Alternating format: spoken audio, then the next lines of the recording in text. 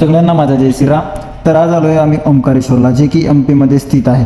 आणि इथं आल्याच्या नंतर आम्ही दोघे जण दर्शनाला गेलो. दर्शनाला गेल्याच्या नंतर दर्शनाला जाते वेळेसचा ब्रिज, तर तुम्ही बघू शकता हा ब्रिज किती सुंदर आहे काय नाही. आणि त्याच ब्रिजवर आम्ही व्हिडिओ वगैरे घेतल्याच्या नंतर तर आम्ही गेलो दर्शनाला गेल्याच्या नंतर दर्शन वगैरे केलं आहे, फोटो वगैरे घेतल्याच्या नंतर आता आम्हाला जायचं होतं आमच्या गावाकडे जाता वेळेस तर तुम्ही बघू शकता हे आहे आपली पूर्ण फॅमिलीसोबत प्रवास करणं हे खूप नशीब लागते राव.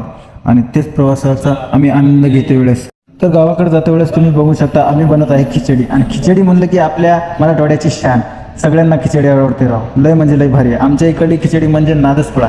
तर खिचडी वगैरे बनवल्याच्या नंतर हे बघा उकडे किती भारी भयानक बनत आहे काय नाही ते. आणि हे आहेत आपले बंधुराजे पाटील सुरेश, जे की अख्ख्या महाराष्ट्रामध्ये सध्या फेमस आहे.